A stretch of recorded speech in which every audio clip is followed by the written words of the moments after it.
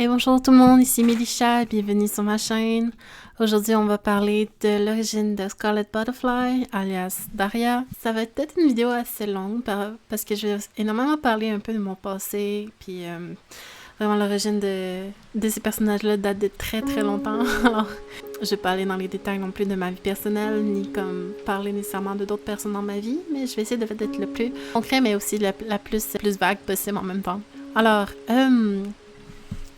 en parlant de Daria Scarlet Butterfly, en ce moment même, à la sortie de cette vidéo, la moitié du chapitre 2 est déjà sortie. Et j'ai pris une pause pour travailler sur River of Dead. Et je vais continuer au fil du temps, peut-être finir le chapitre 2 avant la fin de l'année. J'ai pas nécessairement la conviction et l'importance de le continuer rapidement, contrairement à River of Dead. La raison, c'est que Scarlet Butterfly, c'est vraiment comme mon histoire bonbon. C'est-à-dire que j'ai pas la pression de dessiner mon plein potentiel ou de le faire rapidement. C'est dans le sens que c'est comme je fais cette histoire-là pour relaxer, c'est comme une thérapie un peu. J'essaie de me forcer le moins possible pour travailler Scarlet Butterfly, mais tout en étant comme assez intéressant à lire. C'est du drama, c'est de la romance, c'est school life. Techniquement parce qu'elle est dans une école de théâtre. Mais on suit vraiment une adulte qui est juste en train de se spécialiser en théâtre avant d'entrer dans le monde du travail. J'ai pensé aussi avancer que la moitié de Scarlet Butterfly ce soit à l'école, puis l'autre moitié ce soit qu'elle travaille grâce à son diplôme. Et je vais pas en parler plus en détail.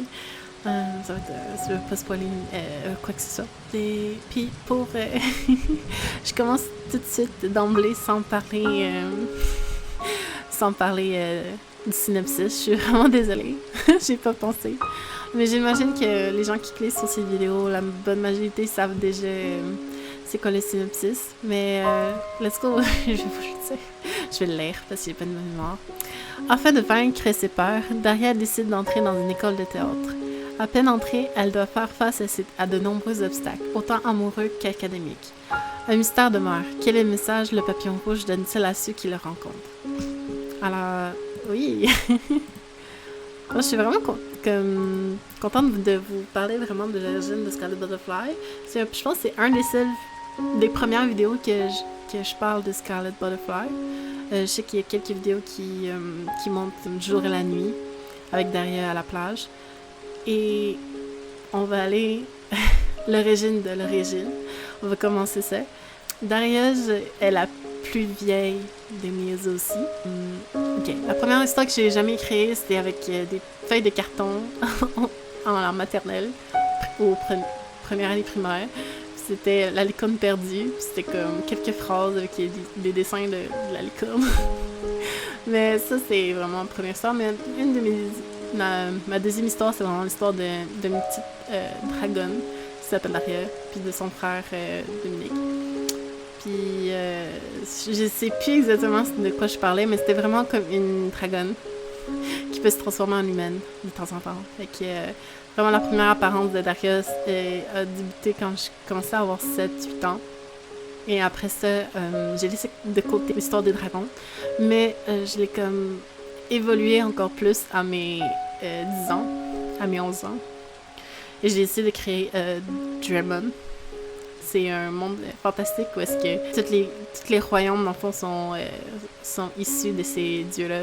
Comme il y a un royaume pharaon, il y a un royaume plus nordique, un autre royaume plus... mais juste des royaumes, genre comme médiéval. Il y en a un qui c'est comme déesse, parce que c'est des déesses des fleurs. Il y en a qui c'est comme créé de petites pièces, là, évidemment. Et celui du royaume, je pense, nordique, c'est les nains. Un drôle de mélange entre l'inspiration Tolkien et je voulais tout mettre dedans. Typiquement. Je voulais vraiment comme tout mettre dedans, vraiment comme mélanger tout ce que je savais à ce moment-là, je pense. J'ai beaucoup aimé l'aspect fantastique dès mon plus jeune âge, comme Amos Dragon, Les Chevaliers d'Émeraude. Vraiment, c'est comme tous les livres et les séries que j'écoutais quand j'étais petite, ça m'a déjà vraiment beaucoup inspiré pour le monde fantastique. Alors, Dramon, c'est mon premier roman, jamais écrit. écrit par une fillette de 12 ans. Alors c'est vraiment... Quand je relis, j'ai des larmes qui coulent de sang parce que c'est vraiment mal écrit. Des fois, j'ai de la misère à comprendre qu'est-ce que j'ai bien pu m'écrire là. Mais je me souviens, j'étais énormément passionnée par ça. Mon rêve, c'était de devenir écrivaine. C'est vraiment comme que Drummond sorte et que ce soit le prochain Chevalier d'Émeraude ou whatever. Fait que entre mes 11 ans et mes 16 ans, je pense, j'ai fait 6 tomes de 200 pages chacun sur les aventures de Daria et ses amis qui essayent de sauver sa mère des griffes d'une déesse qui par vengeance de la mort de ses enfants, qui essaie des loups. Elle s'occupe des loups. Ok, c'est une animalier. L'animalier, c'est un type de déesse qui s'occupe d'un animal en particulier dans mon histoire. Puis cet animalier-là, c'est l'animalier des loups. Fait que les humains tuent des loups pour leur fourrure et tout, puis elle était pas mal furieuse contre ça. Alors elle s'est décidée de se venger, puis de créer des loups-garous, puis avec ses nouveaux soldats, elle détruit tout sur son passage. Le premier tome commence dans un petit village tranquille. On rencontre les personnages de Dominique, Danny, Dina, puis Daria. Puis comme comprendre déjà que ça ressemble peu déjà à ceux de Scarlet Butterfly, mais je vais vous raconter c'est quoi mon cheminement par rapport à ça. Alors on est suivi ces 4 jeunes-là, comme un classical série shonen, parce que t'as un groupe de jeunes. Je pense que je suis pas mal aussi inspirée de Bakugan, parce que c'est des jeunes, très jeunes, qui réussissent à changer le monde en tant que tel. Quand t'es jeune, t'es comme super inspiré par le fait que des jeunes de ton âge puissent faire ça. Ça m'a beaucoup inspiré pour écrire ces romans-là. C'est ça. Daria, Dominique, Danny et Dina sont attaqués par des loups-garous. Fait qu'ils découvrent leurs proches qui meurent. Puis quand ils apprennent que c'est des monstres provenant de Narmonia, ils décident de se venger eux-mêmes et partir à l'aventure pour devenir plus forts, découvrir où elle habite, puis aller la buter. Techniquement, c'est ça le gros synopsis de Drummond, qui est un mix de dragon et monde. Incroyable. C'est presque un Pokémon, Drummond. D-R-A-M-O-N. Ouais, il n'y a pas de D. Juste Drummond. Drummond. Une autre façon de le dire, mais je l'aime pas.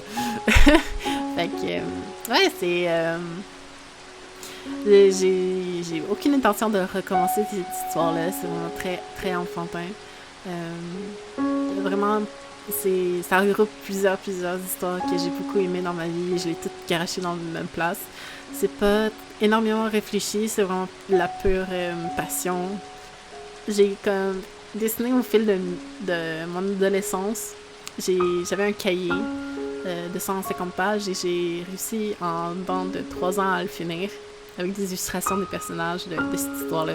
Avant que ma mère meure, je la montrais tout le temps mes dessins de Drummond.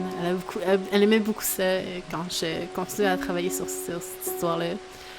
C'est une des raisons pourquoi, après sa mort, j'étais convaincue qu'il fallait que je le finisse, que je le publie. Mais après certaines années, j'ai compris que... J'ai comme pris conscience que c'était pas nécessairement important que je finisse Drummond.